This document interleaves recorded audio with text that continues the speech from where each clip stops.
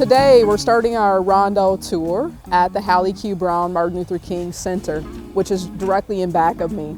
We're starting it here because this is an important part of Rondo history, a place that's named after a legend, Hallie Q. Brown. We know her as a great orator, a great educator, and a civil rights champion. She was one of the founding members of the National Association for Colored Women, but more importantly, her work was about justice and equality for all. If you start with one vision, one person can make a difference. So Hallie Q. Brown had a humble vision that changed the world for generations to come. Her vision was freedom, justice, equality, liberty for all. But really what the summation, or what all those words mean together, of creating a better community and a better world. So the challenge then that I would give every student, when you go somewhere, learn more about the name of the building, learn more about its history. And for Hallie Q. Brown, I hope that this is a challenge that we each can make a difference in the community as well. The Hallie Q. Brown Center is a place where many people gather, whether it's to enjoy a play here at Penumbra Theater, or for a basketball league game or youth education activities, the Elder Care Center, the Child Care Center. Everything here is around learning, service, and community engagement. But this is also a place for many community members where they would come if they were in need. A need for information about resources, about housing, about food, about healthcare. This is our full service clinic and community hub, so everything you need happens beyond these doors. It relates to the book that I wrote because this is a place that Joey regularly comes to with his Grandpa Johnson. It's also a place that I visited when I was a young child and throughout my adulthood as well. It's a place where people gather for programming, for community engagement, but most importantly, I would call it, this is the village hub. This is where the village, the community, where people come together. This is where people come together to organize, to build new ideas, and to really innovate about what is the future of Rondo. So this is a place that most folks from Rondo call home.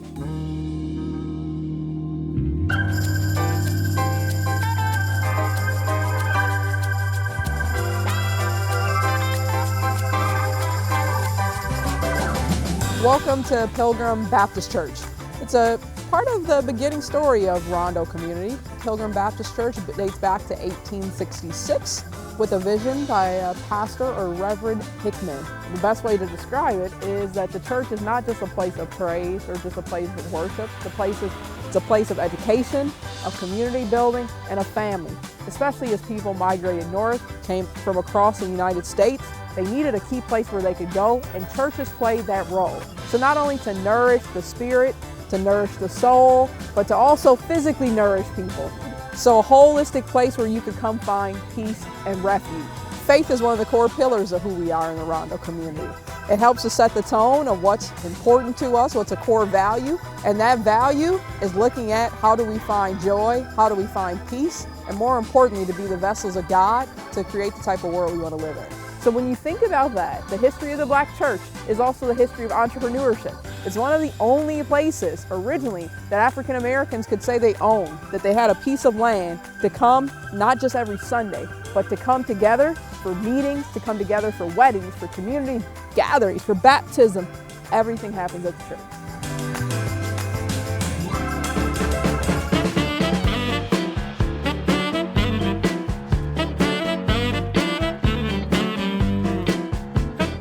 Welcome to the Rondo Plaza, established in 2018. This particular area is dedicated to the history of Rondo. From our beginnings all the way till today, you have the history of St. Peter Claver. You also have the history when Dr. King visited the Rondo community. You have the history of the women who brought in dance clubs, brought in music. All of those pieces are here. You look at the history of baseball, all the history of the people, their accomplishments. This is a place also that gatherings and community events are held. And more importantly, if you haven't attended before, but also you see the pictures I can see right here of the annual Rondo Days celebration as well. One of the early events that I was able to attend was called a healing ceremony. What that really was about was acknowledging what happened to the people in Rondo. It's located on Highway 94.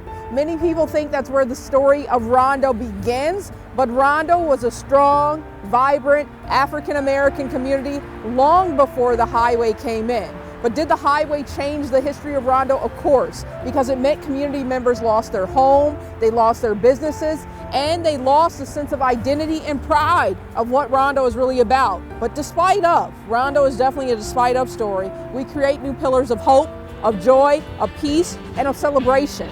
and also community building. Through the work of the Rondo Plaza Association, through Mr. Marvin Anderson, there is an opportunity to tell and document that history. Because you end this particular exhibit with a story about new immigrant populations who have also made Rondo home.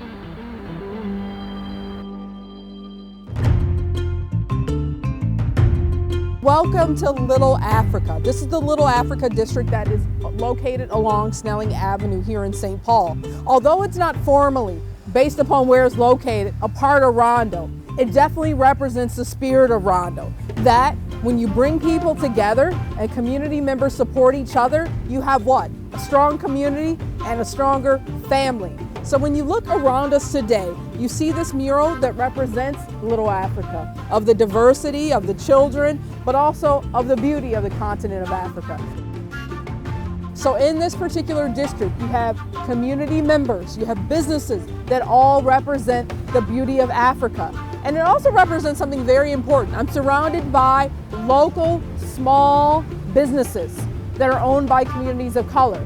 That ties back to the book because it's that word entrepreneurship, that people are creating businesses to help ensure that folks have jobs, that they can feed their families, they can get the healthcare services that they need, and have the housing that they need. So what does entrepreneurship really mean? It's about creating jobs and opportunities in your own community.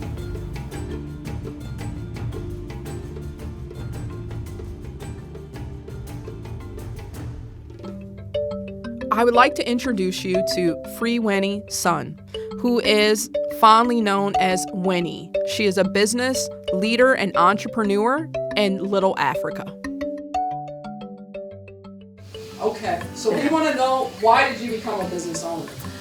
A lot of reasons, because we're African immigrant business owners to the neighborhood. We have to work hard to create a job, bring the neighborhood up, and bring our talent of the East African to the Little Africa neighborhood. And we bring a lot of creativity and a beauty business, retail business, and now we're going to a daycare business. Education is very important. The school is very important. The future of the world, it brings up a lot of knowledge, a lot of creativity, a lot of open mind for the future of technology. Kids, they need to know entrepreneur is very important, very good. It keeps them to be independent, creativity, and bring the neighborhood upgraded for a lot of new environment, educations. It's a lot of things in the future. They need to be hardworking people, because it's not an 8-hour job. It might be 16-hour job, but if they love it, they won't even see that. She's helped to create jobs for many new immigrants coming from East Africa. But more importantly, as we think about the story of Joey and Grandpa Johnson, she has helped to create opportunities for the next generation of young people to serve and lead in their community.